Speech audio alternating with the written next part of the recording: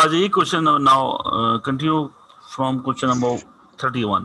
Please read Fluorine करें. exists as two isotopes. One has a nucleon number, mass number of 35, and the other has a nucleon number, mass number of 37. Which table shows the correct number of proton and neutrons in the isotopes? ठीक. अब आपको ये 4 tables दी गई हैं. You have to find the isotopes. What are isotopes? Isotopes क्या होते हैं बताइए. Sir, who elements in the same number of protons but different number of neutrons? ठीक. तो इसके सेट देखिए ए बी सी डी. कौन सा ऑप्शन करेक्ट होगा? A B C D. कौन सा ऑप्शन करेक्ट होगा? प्रोटॉन नंबर सेम आपको कहाँ आ रहा है? ए में, बी में, सी में या डी में?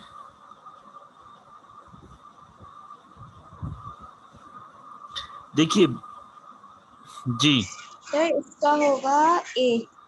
क्यों, कैसे? सर क्योंकि 37 जो वो सॉरी 17 जो होता है इसका क्लोरीन का प्रोटॉन नंबर होता है. तो वो तो ऑप्शन डी में भी है. तो सर इसका फिर न्यूट्रॉन नंबर 18 और 20 डिफरेंट मतलब है ना कि क्योंकि मतलब आइसोटोपस का तो इसलिए. देखिए इसमें आपको एक लॉजिक है इसके पीछे. पहली बात तो ये कि बी और सी तो कट ऑफ होगा. बी और सी तो नहीं होंगे क्योंकि इसमें प्रोटॉन नंबर डिफरेंट है. बी और सी को हटा दिया. अब ऑप्शन बचा आपके पास ए और डी. ठीक है. अब आपने ये देखना है कि न्यूक्लियन नंबर, प्रोटॉन नंबर तो आपके पास सेम होना चाहिए. तो दोनों में एक ही है 17. लेकिन आपने ये देखना है कि एक है 35, एक का मास नंबर है 35 और एक का मास नंबर है 37. यानी कि प्रोटॉन में ऐड करो कुछ नंबर तो को 35 बनना चाहिए और फिर प्रोटॉन नंबर 17 के अंदर आप ऐड करें तो 37 बनना चाहिए. ठीक है. कोई बात. मास नंबर आपको या न्यूक्लियर नंबर, मास नंबर या न्यूक्लियर नंबर आपको दिया गया 35. तो 17 में आपने 18 ऐड कर दिया तो कितना बन रहा है ये? 35. ठीक है. 77 होगा 34 और 1 ऐड किया 35. तो एक तो आपका ये आ गया. दूसरा 17 में 20 ऐड कीजिए तो टोटल कितना हो गया? 17 प्लस 20 कितना हो गया? 37. 17 प्लस 20 इक्वल टू 37. 37. तो इस तरीके से आपका ऑप्शन डी में जो है आपके पास इस तरह से ये फॉर्मेशन ऑलरेडी 35 और 37 दिया हुआ है. हमें तो 17 उसमें ऐड करना है. 17 प्रोटॉन नंबर में आप न्यूट्रॉन नंबर ऐड करती हैं तो टोटल बनता है मास नंबर या न्यूक्लियर नंबर कह लें आप. ठीक है ना. तो हम 17 में ये डी ऑप्शन इस तरह से रॉन्ग हो जाएगा क्योंकि हमने 17 में ऐड करके हमें लाना है 35. तो उस नंबर को, न्यूट्रॉन नंबर को ऐड करके 35 बनाना है. तो ऑलरेडी नंबर 35 दिया हुआ तो ये गलत हो जाएगा. इस तरह ऑप्शन डी रॉन्ग हो जाएगा. तो 17 and 18 equal to 35 and 17 and 20 equal to 37. तो दोनों यहाँ पर कवर हो रहे हैं. आइसोटोप 1 भी और आइसोटोप 2. आइसोटोप 1 35 है और आइसोटोप 2 जो है वो 37 है. क्लियर हो गई बात? This point is clear? जी सर. ठीक है. अब आ जाइए नेक्स्ट क्वेश्चन हम डिस्कस करते हैं. क्वेश्चन नंबर 32 पढ़िए. Yes, question number 32. An isotope is radioactive and has a half-life of 4 years. A sample initially contains 8,000 atoms of X. After how many years will the sample contain 1,000 atoms of X? Yeah, how many years 8 years, sir. will be the 8 years के बाद.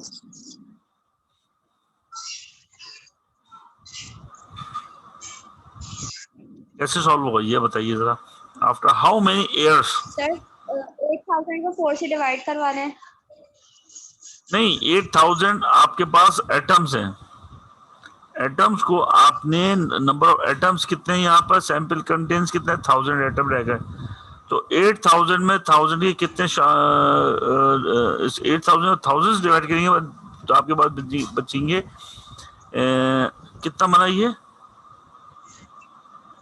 आपके पास 8। Sir वापस बोलिए, sir की आवाज से नहीं आई, lagging हो रही थी। 1000 से के को किस नंबर से मल्टीप्लाई करेंगे वो 8 बन रहा है। 1000 के कितने नंबर ऑफ टाइम्स बनेगा 8।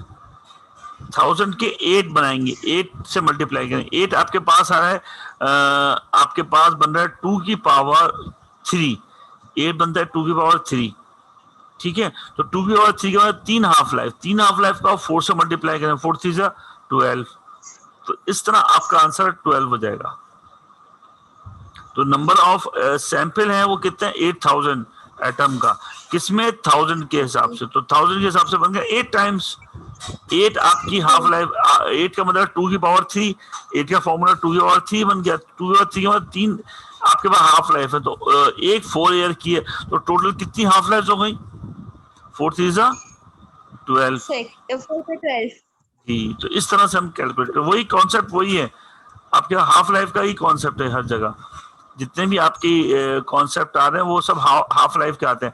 आपने इससे पहले ये किए थे, आपके पास नंबर ऑफ आइटम जो बचते हैं उसको हाफ लाइफ की फॉर्म में कन्वर्ट करके उससे आप हाफ लाइफ कैलकुलेट कर लेती हैं। अब ये टोटल कहा गया है कि एक हाफ लाइफ 4 है, तो टोटल कितनी हाफ लाइफ का टाइम होगा। तो एक हाफ लाइफ 4 की है और 3 हाफ लाइफ में टाइम कितना लग जाएगा टोटल 12। तो 3 आपके पास हाफ लाइफ बन रही है। और वो 3 कहां से आया, वो आया आपका 8000 और 1000 का जो हम सॉल्व कर रहे हैं 8000 से 1000 से 8000 कितने टाइम मल्टीप्लाई करके आया, वो आएगा 8 टाइम। 8 टाइम का मतलब उसको 2 की पावर कन्वर्ट करेंगे तो ये बने गया 2 की पावर 3। 2 की पावर 3 का मतलब 3 हाफ लाइफ है, उसको 4 से मल्टीप्लाई कर दिया। तो ये कॉन्सेप्ट हर जगह हाफ लाइफ का एक ही है। अब आ जाइए क्वेश्चन नंबर 33 जी। The radioactive isotope radium-226 may be shown as state how many proton does an atom of the radium contain? 88 sir. कैसे सर प्रोटॉन नंबर पूछा है इसका। हाँ प्रोटॉन नंबर पूछा, how many protons does an atom. तो proton number होता ही आपके पास 88 और ऊपर वाला नंबर कौन सा होता है, तो ऊपर दिया 226। 226 क्या है, न्यूक्लियन नंबर, न्यूक्लियर नंबर या मास नंबर, ठीक है गुड। अब क्वेश्चन नंबर 34 पढ़िए।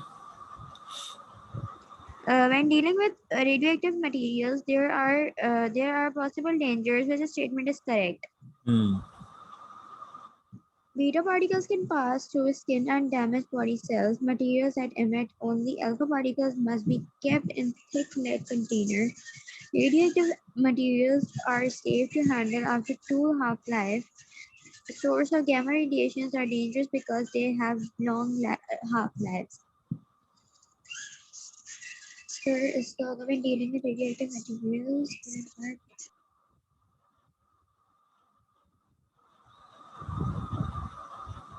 Sir, इसका A होगा beta particles can pass through skin and damage the body. देखिए इसमें एक ऑप्शन ये है कि जैसे ऑप्शन ए को अगर हम सपोज करें ये तो हमें जाहिर बात है स्किन पे बीटा ही अफेक्ट करता है, स्किन की डैमेज से तो आपको पता ही है। लेकिन अगर दीगर ऑप्शन देखें अदर, तो उसमें ऑप्शन बी जो है कि metals are emit only alpha particle must be kept in thick lead box container. तो ये अल्फा के लिए नहीं है क्योंकि अल्फा तो शॉर्टेस्ट, ये गामा के लिए है। तो ऑप्शन बी रॉन्ग हो जाएगा।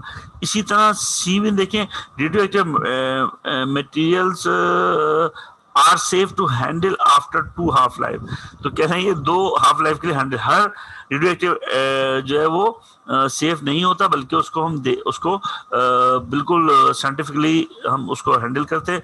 तो ये ऑप्शन सी भी गलत है कि 2 हाफ लाइफ पर वो सेफ होता है, ये भी गलत है। अब आ जाइए third option D, source of gamma radiation are dangerous because they have long half life. तो ये कह रहे हैं गामा रेडिएशन जो है डेंजरस होता है क्योंकि लॉन्ग हाफ लाइफ रहती है, काफी लंबे अरसे तक। तो गामा रेडिएशन जरूरी नहीं है, गामा रेडिएशन के लिए उसको लेड बॉक्स में रखा जाता है, लेकिन ये डिपेंड करता है, गामा रेडिएशन कुछ कम भी होती है, कुछ ज्यादा भी होती है।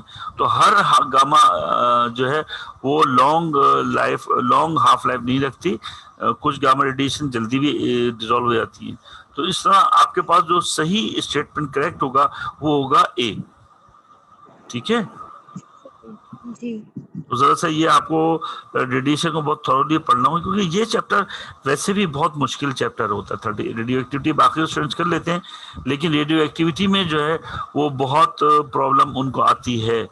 तो जरा सा ये देख लेना, ठीक है। सही है सर। अब आप आ जाइए 35। The nucleus of a helium atom is represented as He24. What does a neutral atom of helium contains? सही है, तो यहाँ पर आपने देखना है न्यूट्रॉन्स भी 2 होंगे, इलेक्ट्रॉन्स 2, प्रोटॉन 4, न्यूट्रॉन 2, इलेक्ट्रॉन्स 4 नहीं होंगे, प्रोटॉन्स 4 नहीं होंगे, न्यूट्रॉन 4 नहीं होंगे। सी पे है 4 2 2।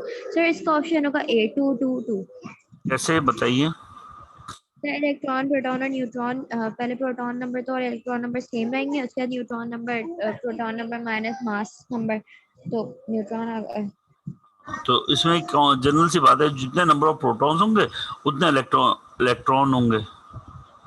जी। 2 प्रोटॉन होंगे तो 2 फिर इलेक्ट्रॉन होंगे। माइनस का और होगा। आप मास नंबर में से नंबर ऑफ प्रोटॉन्स को सब्ट्रैक्ट कर दें तो न्यूट्रॉन नंबर आ जाएंगे।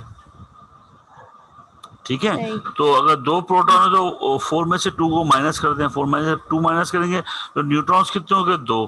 तो 4 माइनस 2 न्यूट्रॉन नंबर हो गए। मास नंबर में से आप 2 प्रोटॉन को माइनस कर दें तो न्यूट्रॉन भी 2 होगा। और ये अंडरस्टूड है बात कि जितने प्रोटॉन है उतने इलेक्ट्रॉन्स होंगे। तो इससे कंसर्न है ही नहीं है चीज ना, आप सिर्फ मास नंबर से कंसर्न ही नहीं है, तो आप इसका डिफरेंस जो है वो न्यूट्रॉन नंबर होगा।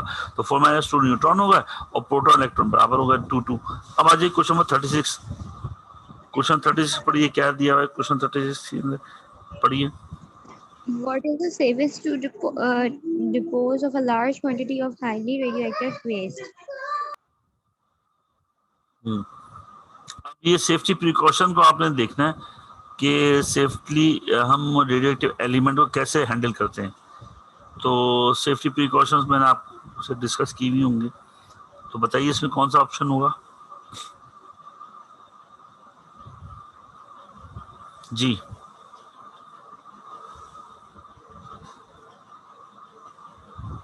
Sir,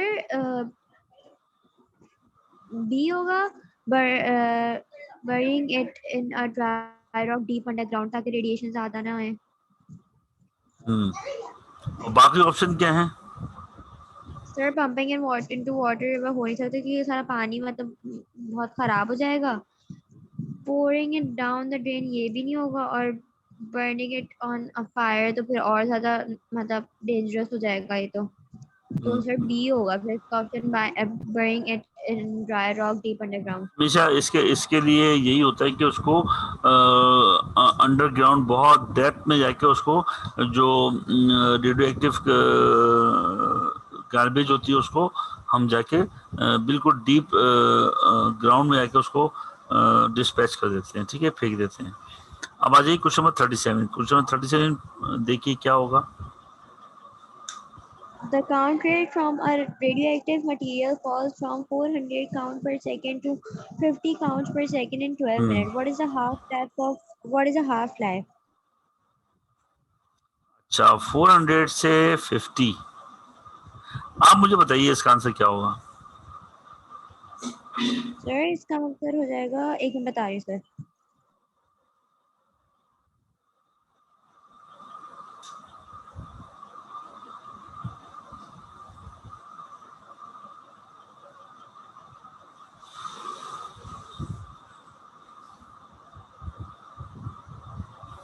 इसका आंसर 4 मिनट होगा। वही कैलकुलेशन है, ठीक है, बिल्कुल सही। जी सर। सही है। तो 2 की पावर n में कन्वर्ट करके हम कैलकुलेट करेंगे। एक ही टाइप के क्वेश्चन रिपीट होते रहते हैं, सही है। इसमें एक ही टाइप के क्वेश्चन रिपीट होता है, वही प्रोसीजर है ये। 3 हाफ लाइफ में डिवाइड कर लीजिए। सही। देखिए 400 के से इंडिकेट था, वो गया 50 के ऊपर, जो यही हमने ऊपर अप्लाई किया था। इससे पहले वाले सवाल में भी यही कर रहे हैं। 400 को 50 के हिसाब से जब हमने शॉर्ट आउट की डिवाइड किया तो ये बने हमारे पास 8। वही ऑलमोस्ट वही बन रहा है 8 का मतलब है 2 की पावर n में बन रहा है 2 की पावर 3, ये 3 हाफ लाइफ के अंदर। तो 12 के हिसाब से 300 सॉल्व कर लीजिए। तो एक ही आपके पास हिसाब होता है इसके अंदर। अच्छा, इसके बाद क्वेश्चन नंबर 38, इसमें देखिए क्या है, पढ़िए।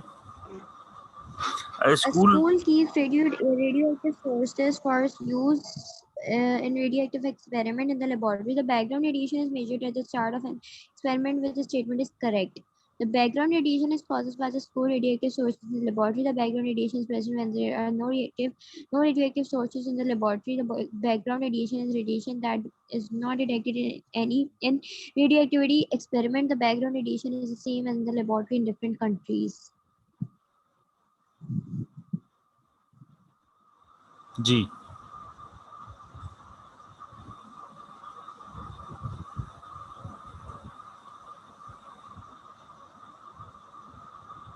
सर ये वाला समझ नहीं आया। देखिए असल में ये होता है कि जिस वक्त रेडियो एक्टिविटी स्टार्ट की जाती है ना, तो रेडियो एक्टिव सोर्स से पहले ही कुछ आपके पास रीडिंग आना शुरू हो जाती है, वो होती है बैकग्राउंड रेडिएशन, सही है। जब भी हम कोई रेडियो एक्टिव सोर्स रखते हैं ना, तो होता है क्या है कि जैसे हम रेडियो एक्टिव सोर्स रखते हैं तो बैकग्राउंड रेडिएशन की वजह से काउंट रेट पहले ही कुछ रीडिंग शो कर देता है, ठीक है। वो क्यों क्या शो करता है, इसका मतलब है कि वो आपके पास बैकग्राउंड रेडिएशन होती है। फिर हम उस काउंट रेट को नोट कर लेते हैं। जैसे आपने जीएम ट्यूब को ओपन किया, थोड़ी एकदम से रिंग शो हो रहा है, होते ही काउंट रेट, मिसाल के तौर पर काउंट रेट आपके पास आ गया 35, इनिशियली 35 आ गया, स्टॉप हो गया। फिर हम रेडियो एक्टिव सोर्स को आप ला के रखते हैं उसके आगे, तो ये कहलाती है बैकग्राउंड रेडिएशन। अब जो आपके पास काउंट रेट आएगा, तो बैकग्राउंड रेडिएशन को उस काउंट रेट में से क्या किया जाता है, सब्ट्रैक्ट किया जाता है, ठीक है। जो भी काउंट रेट आएगा उसमें से ये 35 की वैल्यू या 40 फॉर एग्जांपल मैंने कहा, फॉर एग्जांपल जो भी वैल्यू आ रही है तो उस वैल्यू को फिर टोटल रेडिएशन में जो आपका काउंट रेट है उसमें सब्ट्रैक्ट किया जाता है। तो ये तरीका होता है कि यही बात उन्होंने कही है कि background radiation is caused by school radioactive source in the laboratory. नहीं, बैकग्राउंड रेडिएशन हमेशा जो पहला ऑप्शन रॉन्ग होगा। बैकग्राउंड रेडिएशन जो है वो किसी और वजह से भी, कॉस्मिक रेस की वजह से भी हो सकता है, या अंडरग्राउंड कोई रॉक्स वगैरह भी हो सकती हैं, सराउंडिंग आपके पास आ रही है, उससे भी होता है। तो बैकग्राउंड रेडिएशन कहाँ से आती है, उसका आंसर आपने देना है। तो देखिए second option, the background radiation is present when there are no radioactive source in the laboratory. अगर सारी रेडियोएक्टिव सोर्स को हटा दें लैब से भी, तभी भी आपके पास बैकग्राउंड रेडिएशन आएगी, क्योंकि वो कॉस्मिक रेस या एयर से भी आ सकती है, वो रॉक से भी आपके पास आ सकती है। तो इस तरह ऑप्शन बी करेक्ट है। लेकिन हम सी और डी को भी देखेंगे। The background radiation is radiation that is not detected in radio active activity experiment। तो ये कह रहे हैं कि background radiation radio active experiment जो आपका लैब है इसी में इससे डिटेक्ट नहीं होती। क्या जो ऑप्शन है ये भी सही नहीं है। The background radiation is the same in laboratory in different countries. तो भाई ये जो सी और डी है दोनों ऑप्शन रॉन्ग है, इसका ऑप्शन बी आपका करेक्ट होगा।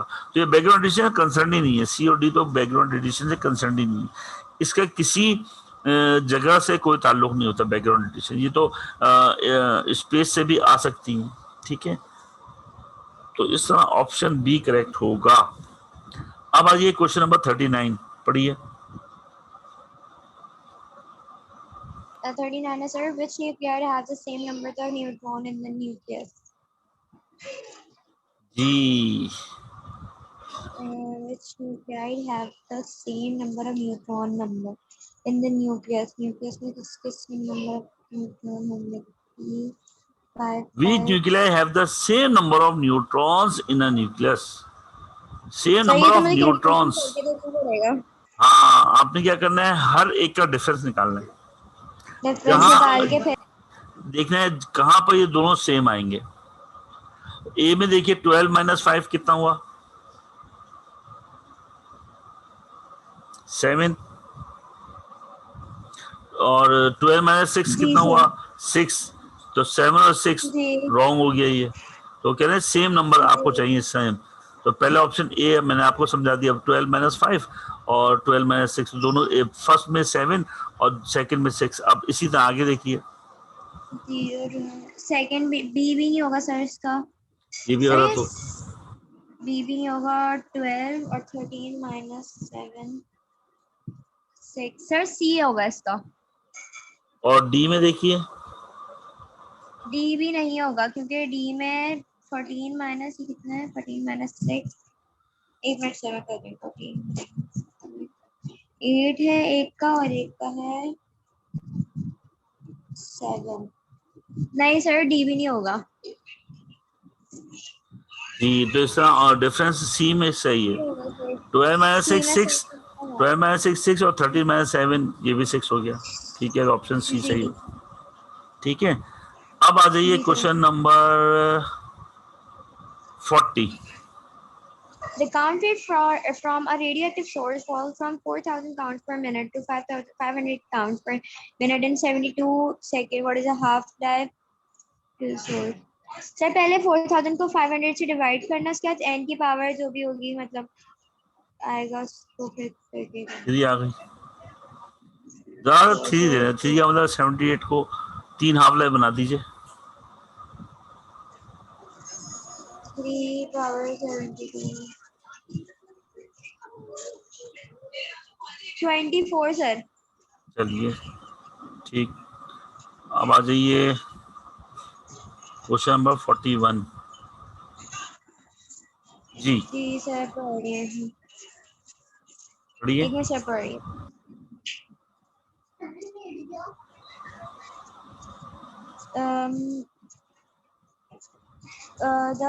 In the Geiger-Madsen experiment, a beam of alpha particles is fired at a thin sheet of gold in a vacuum. The majority of the alpha particles pass straight through the sheet without being deflected.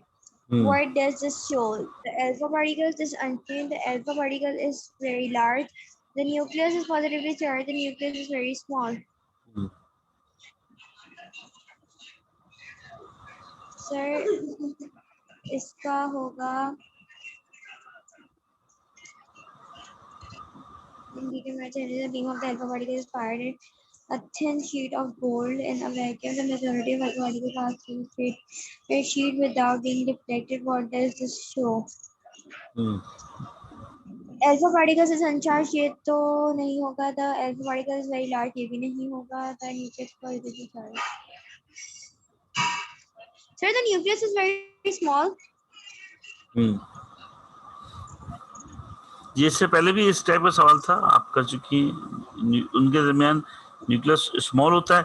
जब nucleus small होता है तभी तो gap ज्यादा होता है, जब gap ज्यादा होता है तो उसी वजह से रेजेस तेजी से निकल जाती हैं। न्यूक्लियस स्मॉल होता है तभी मैक्सिमम स्टेट उसके दरमियान में, क्योंकि न्यूक्लियस में भी चार्ज पॉजिटिव होता है, ऊपर भी न्यूक्लियस के दरमियान पॉजिटिव चार्ज होता है, तो उसके दरमियान अगर स्मॉल होते हैं तब गैप ज्यादा हो जाता है दोनों एटम के दरमियान, तो उसमें मैक्सिमम इस लाइन जो होती है अल्फा पार्टिकल वो स्ट्रेट गुजर जाती है, उनके दरमियान में से गुजर जाती है।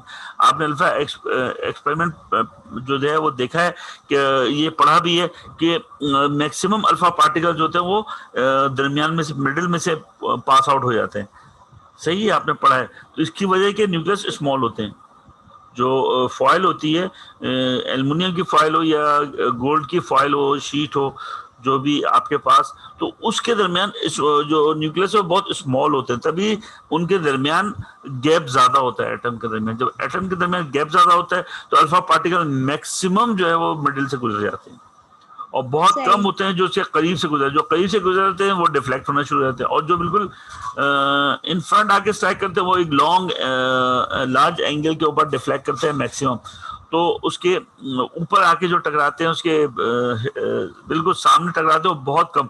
8000 में से मैंने आपको पहले ही बताया 8000 में से एक होता है जो अल्फा चार पार्टिकल जो जाके उसके सेंटर पे आकर टकराते हैं। मैक्सिमम जो है वो मिडिल से गुजर जाते हैं और बहुत कम होते हैं जो न्यूक्लियस के करीब से गुजरते हैं। ठीक है, जी सही। आ जाइए नेक्स्ट क्वेश्चन नंबर 42 के ऊपर। जी पढ़िए। Which straw gives the range and electrical charge on an alpha particle? जी इलेक्ट्रिकल चार्ज तो पॉजिटिव होता है इस पे अल्फा पार्टिकल पे, और few centimeter negative, few centimeter positive, a few meter positive. Sir B होगा इसका, few centimeters और पॉजिटिव इलेक्ट्रिकल चार्ज। ठीक, वेरी गुड, इसका ऑप्शन बी ही सही होगा। ठीक है, अब आपको मैं थोड़ा सा रेस्ट करवा रहा हूँ, रेस्ट दे रहा हूँ। अब नेक्स्ट टाइम मैं क्लास आपको बता दूंगा, आप रेस्ट कीजिए और फिर नेक्स्ट क्लास ले लीजिएगा। ठीक है ना, फिर इंशाल्लाह फिर नेक्स्ट टाइम मैं आपको टाइमिंग अब आपने ये करना है, कि रेडियो एक्टिविटी का जो आपको फिर अगेन बता दो, रेडियो एक्टिव है जो आज मैंने महसूस किया वो ये कि आपने अल्फा डिके, बीटा डिके और गामा डिके का कॉन्सेप्ट आपका थोड़ा सा वीक था ना, तो उसको जरा स्टडी कर लेना है। ठीक है, दूसरी आपने ये करना है अल्फा जो नेक्स्ट चैप्टर है द न्यूक्लियर एटम, उसमें अल्फा पार्टिकल स्कैटरिंग पैटर्न को आप पढ़ लीजिएगा और प्रॉपर्टीज आपने बहुत अच्छी तरह से देखनी है कि alpha particles, beta particle, gamma particles, और फिर आपने हाफ लाइफ की थोड़ी सी प्रैक्टिस कर लीजिएगा। ठीक है, हाफ लाइफ का फॉर्मूला आप देखिएगा कि अनडिकेट इक्वल किसके होता है, अनडिकेट नंबर ऑफ इक्वल होता है 1/2 की पावर n और नंबर ऑफ एटम जो डिके हैं, तो वो फॉर्मूले के मुताबिक आपने हाफ लाइफ की प्रैक्टिस करनी है। ठीक है, और इसके अलावा आपने जो चीज स्टडी करनी है वो करनी है आपने इसकी प्रिकॉशंस। ठीक है, आपने देखा पास पेपर में क्वेश्चन प्रिकॉशंस के आते हैं कि हम कितने रेंज और जो अल्फा की रेंज, बीटा की रेंज और गामा की रेंज, वो सब आपने इस तरह थोड़ी स्टडी कर लीजिएगा। फिर नेक्स्ट टाइम क्लास होगी तो फिर मैं कंटिन्यू करूंगा। ठीक है, ओके, फिर thank you, Allah Hafiz. Okay sir.